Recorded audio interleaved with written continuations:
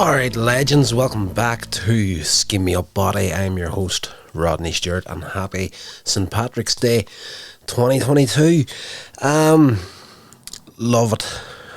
Didn't get a chance to get out and celebrate anything this year. I am right now working on saving up some cash because I have got a friend in America, pen pal, known her since we were children, and the next time I'm going to be celebrating this holiday is when she comes back for another visit, all been well. So I am right now in the frame of mind of saving as much money as possible to make that happen when the time comes. So if you were out celebrating, I hope you had a great day. Hope the hangover isn't going to be too bad for you tomorrow, but it is what it is. It's just nice to see. After the last couple of years, it was nice to see people getting out and enjoying it a heck of a lot better after the whole COVID thing happened. No good whatsoever. But anyway, we're getting into Star Trek once again with the Menagerie Part 2 from the Season 1 of Star Trek. Now, it's been I've fell off. The uploads have fallen behind as far as the original series went, but for a good cause. The reason I haven't got a new episode up of the classic series for a while now is because Star Trek Picard Season 2 slipped in, and that's all good. If you're falling behind in the Star Trek podcast because of another Star Trek show, it's all good. We're getting a lot of good stuff right now. I am happy and contented with just about everything coming from Star Trek, although it does have to be said, I do right now prefer the older stuff to the newer stuff, but it's beautiful nonetheless. And the first two episodes in the UK here, I'm in Northern Ireland, it's part of the UK essentially, and we are about 3 days behind in getting the episode, so I'm always up against it with these shows where you're reviewing things because I'm constantly behind the planet just with my location. But it is what it is. So in part 2 of the Menagerie, of course, the beginning, Kirk is in his log and he's pondering the events of the past day. Spock's facing court-martial for mutiny, stealing the Enterprise, kidnapping his former commanding officer, Christopher Pike, who was mutilated by a disaster. He's unable to speak, he's unable to move, he's in this wheelchair contraption, and the only way he can communicate is with flashing lights, one for yes and two for no.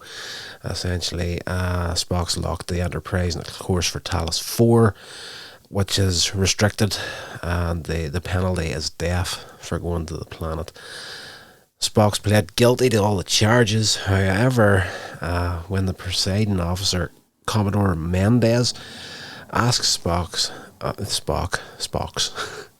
when Mendez asks Spock about his motive, it gives Spock a legal opening to present as evidence mysterious but authentic video from 13 years before, which is the genius way of bringing the failed first episode of Star Trek, that first pilot episode that wasn't picked up, and they did the second, which was changed about, new cast and whatnot. So they had this pilot episode that was sitting on a shelf. It was always going to stay there unless they found something to do with it. So, in a very, very genius move, they brought Pike in as this unrecognisable character in a wheelchair and essentially presented the episode that was rejected as footage in this trial, just so they could slot it into the series once it got going. Very, very genius move. Of course, it's the Enterprise captained by Captain Pike, and became the only starship ever to visit Talos 4. And the court-martial reconvenes at the beginning of the episode, and this time in closed session. Mendez reminds Spock that Starfleet has ordered contact no contact with Talos 4, with no exceptions. Spock says that the Telosian keeper has taken over control of their view screen, and we find out now that the images that they're seeing, they couldn't work out in the first episode what they were actually looking at, because, as I say, this was a genius move on the part of the creators to actually put that field pilot in there. But of course it's shot like a television show, and no starship has the surveillance cameras and whatnot to record something in such detail. So they have it set up in this one here that the Telosians are actually broadcasting this from Talos 4. So Spock has no real control over it either. The presentation resumes as Captain Pike has been knocked unconscious, captured by the Telosians, and of course the cage.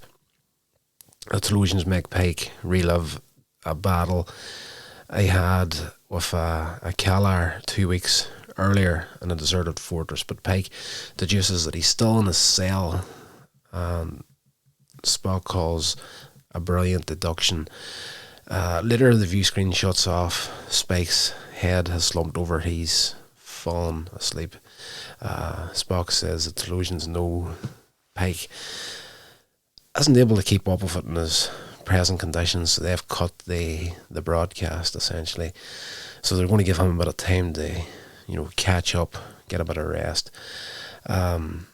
Kirk remarks that the Telosians must care for Pike. Spock confirms that the Telosians want him back. This is his motivation for stealing the Enterprise, kidnapping him, taking him to the planet. Mendez demands an explanation, but Spock insists that they'll only understand after they watch everything that the Telosians are going to broadcast and they get to the planet. The court-martial and the view screen kicks in again. A little later on, the Telosians continue to show Pike, a space wreck survivor from the SS Columbia named Vina. Of course, this character, Vina, turns up again in Discovery Season 2. What I love about Discovery is they definitely respected the new Star Trek is really respecting the older material too. And there's a sequence in the show where Vina pops up and Horde and Pike have a moment and whatnot. So I'm really, really digging that from the back of my memory. At this point, as far as season 2 of Discovery goes, I've watched it one time and one time only, but I'm looking forward to getting back into it for the reviews of this podcast. He meets her anyway, Vina, in various guises to induce Pike to breed. This is these guys are after. They're trying to start an Adam and Eve setup and begin a race for the planet and whatnot. But he is only interested in learning from the parameters of the illusions in his imprisonment. Here she appears as a green-skinned Aurarian slave girl.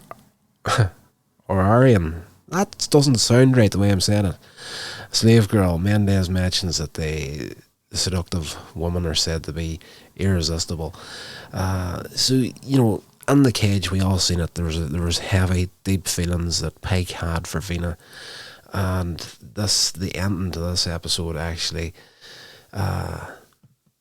reconstructs the original ending of the cage. But we never would have known that back then whenever this show was put out originally. If memory serves, the cage wasn't actually released properly to the public to somewhere in the 90s, early to mid 90s, if memory serves. So they could do that. They actually reused the entire episode, mainly beat for beat, in this episode. They used all of the cage, and then they kind of revamped that ending to make it work for this episode. Absolutely fantastic.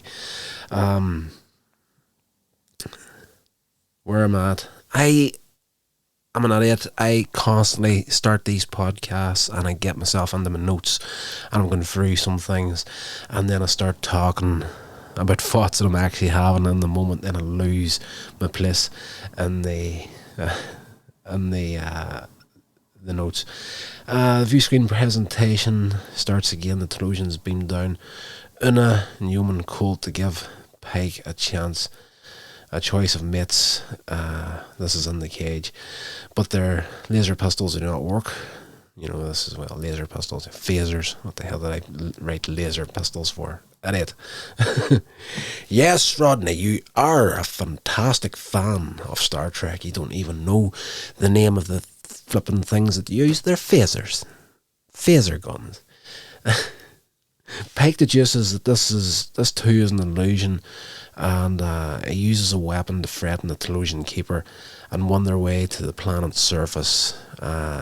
If you remember the cage, they were constantly trying to break out. There was this window in the front of the cage, and he fired the phaser at it, but he betted that the Telosians were using, they could essentially make you see what you wanted to see, and he was betting that the phaser rifle did in fact fire and blast a hole in this, but the Telosians were using their telepathy and their way of, making you see what you want. They want you to see to hide the phaser blast and the explosion of the glass. So they do actually get out and onto the face of the planet. In present day, it's the presentation on screen is interrupted again, and the Telosians seem to have abandoned Spock.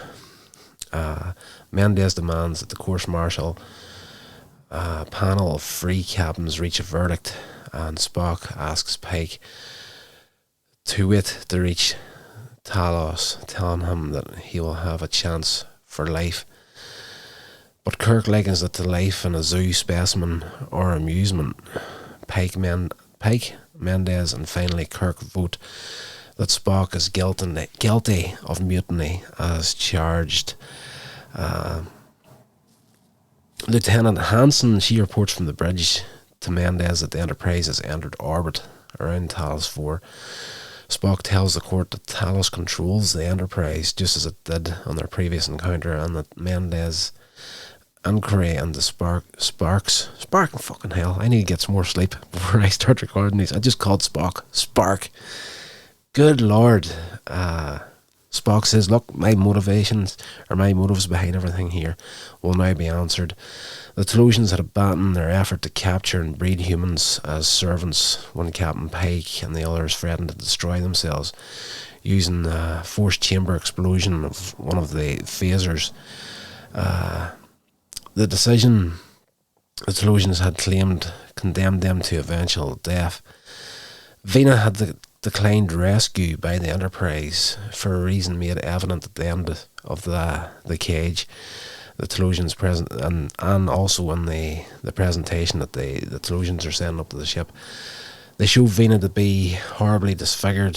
When they found her, she was close to death, and they essentially rebuilt her body, but not knowing what a human looked like. They hadn't a real blueprint of how to fix her, so she was very badly disfigured.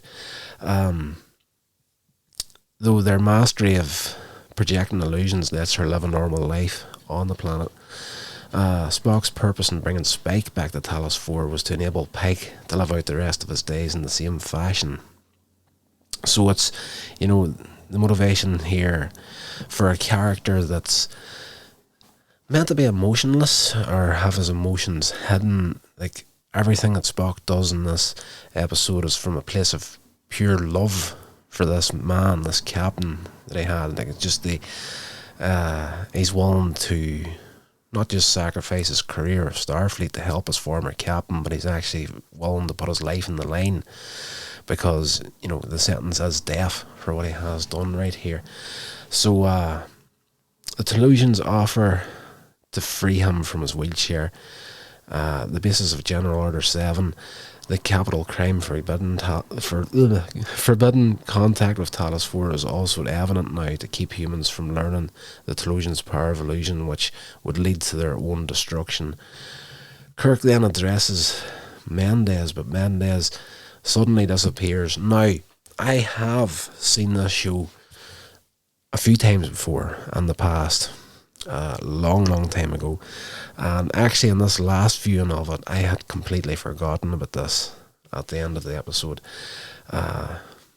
Kirk goes to get a bit of counsel off Mendez, but he suddenly vanishes, and the Telosian keeper explains that Mendez's presence on board the Enterprise and the whole time where Kirk was in the shuttlecraft from Starbase 11 was merely an illusion. They were broadcasting him across the galaxy to keep this whole thing in motion. Spock and the Telosians orchestrated events to keep the crew from regaining control of the ship too quickly. Kirk challenges Spock, saying that despite the harsh regulations, Spock could have come to him for help. At the end of the day, I think Kirk is feeling a little bit hurt by Spock in this episode too, because it's evident at this point for Kirk that the relationship between him and Spock isn't as deep as the relationship Spock had with Pike, and it's an interesting little piece here that's kind of thrown in there that if you're not really concentrating on the episode, you may miss it. Kirk's essentially alluding to his willingness to help his friend no matter what, and Spock admits the reason he did not simply reveal his plan to Kirk was that he did not want to run the risk of subjecting anyone else but himself to the death penalty, which is fair. And in that comeback, it's a very emotionless, logical response, but there is that same respect in there for Kirk. So, for that one moment in the episode, it's like, hey,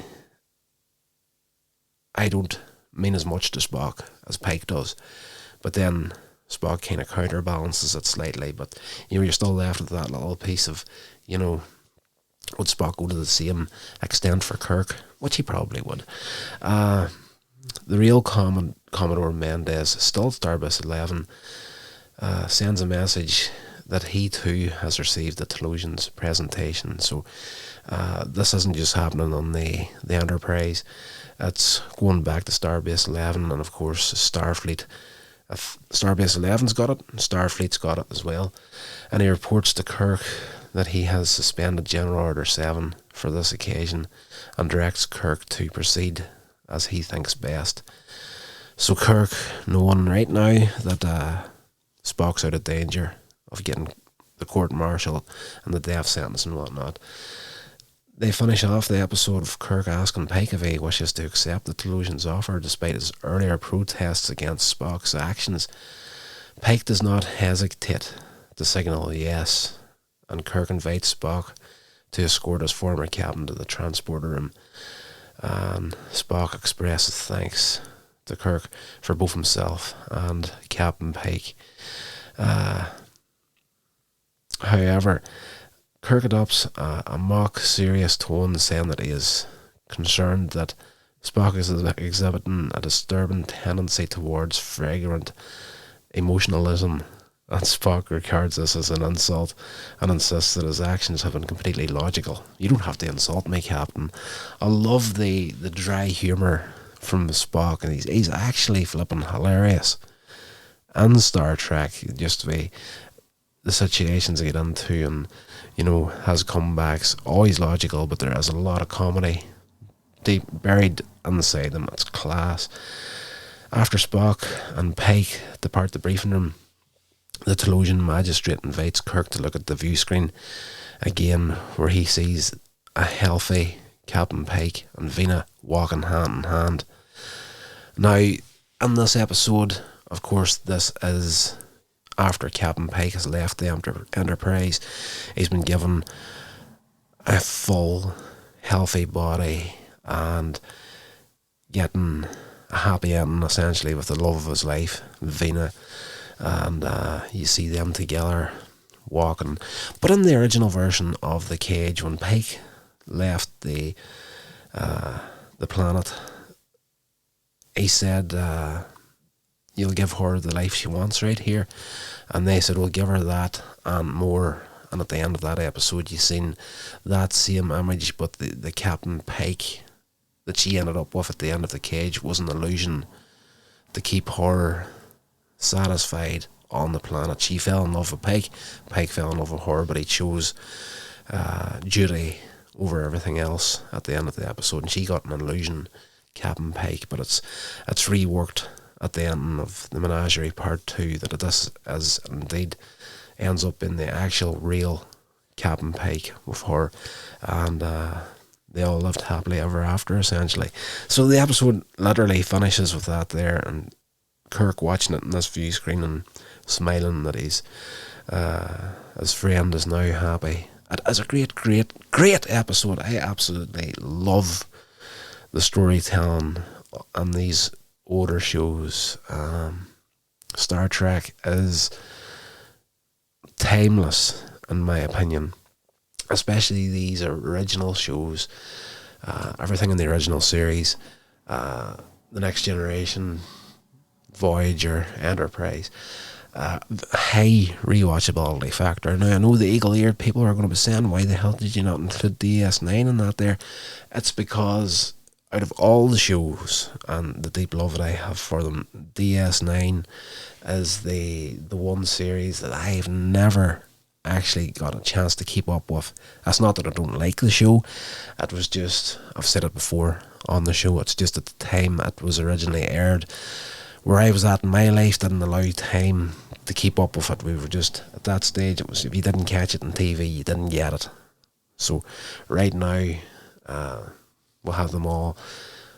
For the meantime, we've got them all on Netflix, but I'm not 100% sure it's going to happen there. I was kind of, well, not kind of got it, I was flipping raging whenever Netflix in the UK dropped Discovery and whatnot. So we've got the whole season 4 there that I haven't seen yet of Discovery, but we're going to get into that as we're going to head forward. So I'm taking my time, 3 episodes a week right now to go through everything on the show here, and I'll get caught up in due course. I'm looking forward to not just getting caught up with Discovery season 4, but actually getting a chance to give Deep Space Nine the full hardcore treatment of not missing a moment of it. Really, really looking forward to it. So that's going to do it for this episode, guys. I hope you did enjoy it. If you did, let me know. Jump on the email.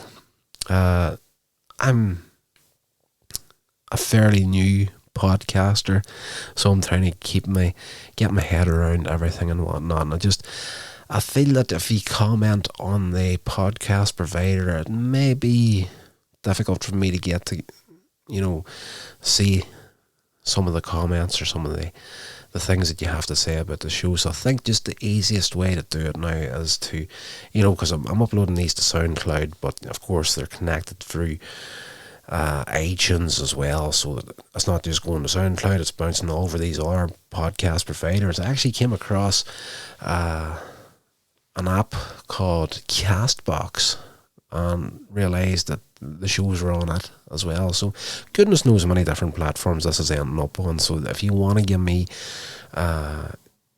what you think of the show, you can do that at sceammeupbotty@gmail.com. Probably the easiest way to get in contact with the show.